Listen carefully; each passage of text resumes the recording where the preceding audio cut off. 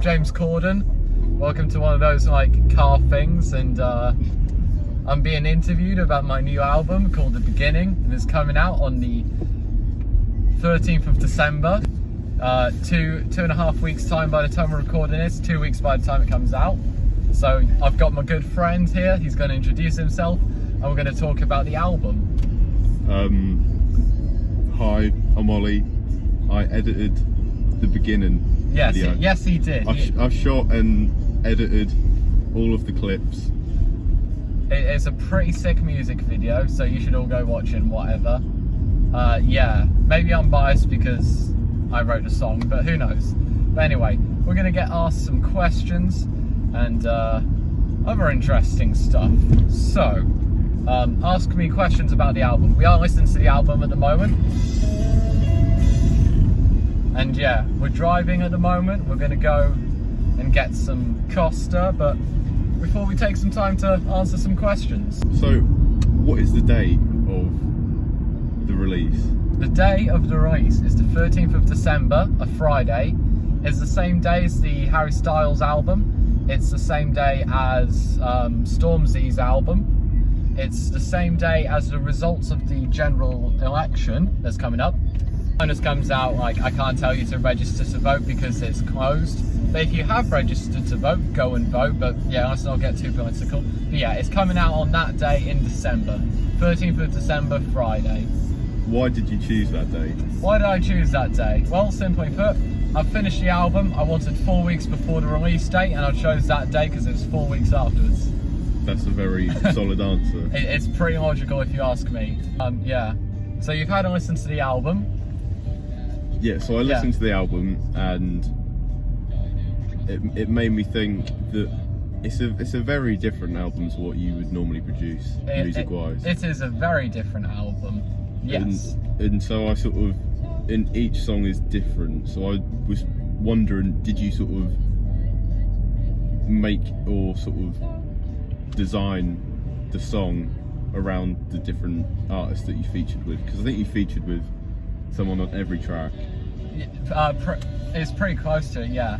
And there are a lot of like different songs in the album. I had different ideas for songs I wanted to do.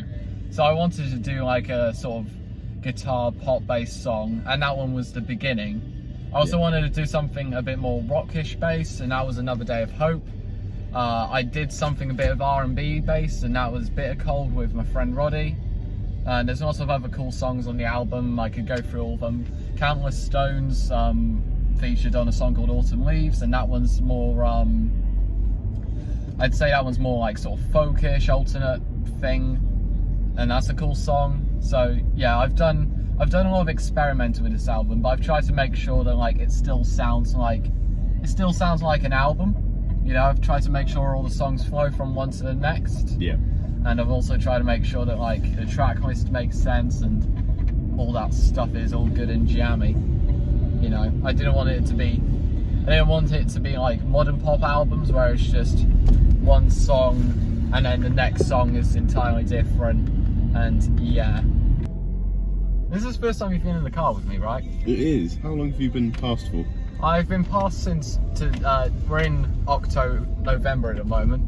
And I've been passed since the like end of July, early August-ish time. Oh, so okay.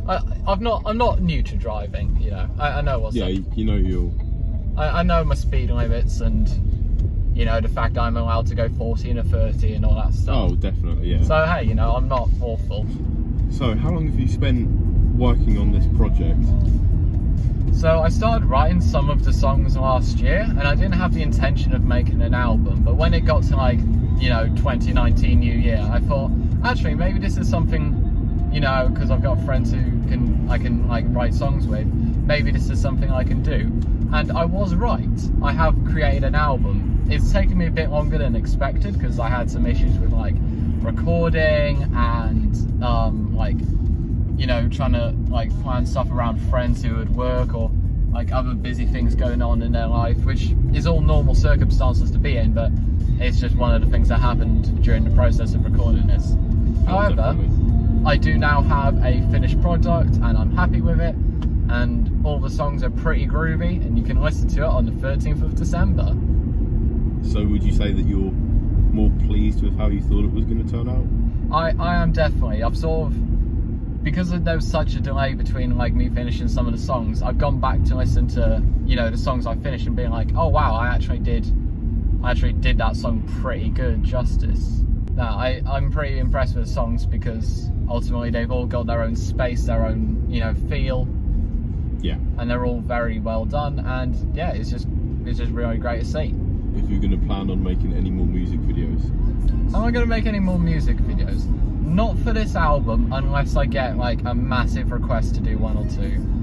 I've got an idea for another post-album project, but that's, you know, miles away, so we won't talk about it. I have got an idea for a music video for at least one of the tracks on that future project, but I won't go too much into detail. Yeah, don't start new stuff once you haven't finished this. Exactly. Because the album is finished, so I am allowed to work on new music. Yeah. But I also have to do promo for this and all that stuff. Yeah, you want to make sure that this gets the best release possible. Yeah, but yeah. So do you plan on doing any gigs or anything for the release of this album? I'm not doing anything for this album. I do want to gig at some point, but that's definitely going to be a project for the new year. Because the issue with some of my songs and my future songs is that there's lots of layers in them, and they're incredibly complex in like the construction of the songs. You know, there's not any whack time signatures on this one, but there's some very strange ones on like some of my upcoming music. So the majority of the time I'm spending at the moment is figuring it out. I'm going to put that all together. Yeah. But yeah, I will do some gigging next year, whether that's just me doing acoustic stuff with my own material, or whether that's me just doing like full-on shows with a band, or whether that's me, you know, I've got ideas in mind, nothing settled in, but I will be doing some gigging at some point, which is going to be incredibly cool to watch and see. Excellent. It's gonna be mostly Norwich and Lowestoft based, because that's where my friends are and stuff, so it makes most sense to do it there. Yeah, it's most accessible to you. Exactly. How do you feel about releasing your first ever album? Because I know you've done like EPs and singles before. I've done a couple of EPs in my lifetime, and yeah, I've enjoyed doing the EPs, don't get me wrong, but it is incredibly, it feels a bit more fulfilling that I've had an entire album that I can now go and release, and that's quite a cool thing I can flex about. You know, I finished my first album before I was before I turned 18. You know, yeah, it's been released after I'm 18, but I still finished it beforehand, so it counts. But yeah, it's writing an album and writing an EP are two very different things for me. I felt like I wanted to make sure all the songs had a lot more. I want to make sure the songs all had the like correct amount of flow and direction between all of them. I also wanted to make sure that the songs sounded like songs. You know, sometimes when I do EPs, I do a lot of very unusual things like piano interludes and all that stuff. But no, I wanted this album to be a full-on, just pop electronic, whatever album. And yeah, I'm quite happy with the result and how it came out. That's great to hear. So how often do you drive? How often do I drive? I don't drive like every day, but when I'm going to like gigs in Norwich to support friends or whatnot, you know, I often drive a little bit here and there. It's cool. I enjoy doing it. I find it kind of relaxing. Obviously there's a serious aspect to it, but you know, I'm a mature driver, I guess, or whatever. That's what we like to hear. That's what we like to hear. I don't speed, I can't, I've got a black box fitted. Oh, is there a black box in it? There is a black box in this car, which means I cannot be doing incredible speeds, but I still drive responsibly because that's what you're meant to do. So, will you be voting in the general election? I will be voting in the general election. I won't tell you which party I'm voting for because I believe that everyone should come up to their own conclusive decision about who they want in power. But I will be voting, and I encourage anyone that is on the fence about voting to go and vote. And even if you don't want to vote for any of the parties, do go out and vote, and do a phrase called spoiling your ballot, which essentially means that you you forge your vote, so you just tick all the boxes, or you do something which means that no one can figure out who you actually voted for on your statement. And by doing that, you're able to have your vote count towards being spoiled, and being a young person or an old person voting, it's just that you haven't voted for any party, which is a very important thing to do. So if you do want to vote for a party, go ahead, definitely do it. If you don't want to vote for any party, at least go out and spoil your ballot, because that's a very important thing to do. Out of all of the songs on this album, is there any one in particular that is special or a favourite to you? Definitely the beginning, because that's how this entire album was constructed essentially. But no, I had a lot of fun writing that song, and I had a lot of fun working with my friends in the band Vapor. So Scott Ribbons, who sung on the song, Jake Mason, who played guitars on the song. I've also got Theo. I can't remember how to pronounce his second name, but I've also got Theo, who plays some wonderful drums on the track, so he made the song sound very complete. So I had a pleasure sort of doing that together as a collaboration project with them. I've got a couple of personal favourites. One of them is Light in the Darkness. I wrote the lyrics with myself, my friend Roddy, and then also against Scott, and they're all just talented people to work with, and it's a very cool song. It's got it features cornets, which is a traditional brass instrument, sort of similar to a trumpet, but in a higher register. And it's got a beautiful tonality, and it just fits in the song. It's kind of like a sort of pop R&B style, but still got a 4/4 kick drum, pounding away. So it's quite a cool track. And there are also other personal favourites. I've got a song called Thank You, which is track number 10. And that's a throwback to my progressive house era, Back to Heaven memories under my old Alias Hyde. So I've sort of referenced some of that in places as well, and I'm quite happy with how that track turned out as well. Well, comparing yourself to many years ago, are you glad how you've sort of progressed as a artist? I'm happy with how I've progressed as a musician. I know so much more, and I'm able to do so much more with my music, so it feels very accomplished to be able to do that. And then also as well, people have a bit more respect for my music, because it sounds more it just sounds more professional, and it just sounds better. And that's one thing I do appreciate about, I guess, the modern stuff I've been writing, which is it's a great feeling to have. So what is next for you? Do you think are you going to go straight back into making music, or are you going to take a little break to think about what you want to do next? I'm definitely going to do a bit of a marketing break. I'm going to take a small break from releasing music to promote the album. I'm also going to do that break to figure out how I want to perform my music in a live scenario, because I do want to do that at some point. It's a great way of expression, but it's just something I've not been able to do just yet. So I will do it at some point.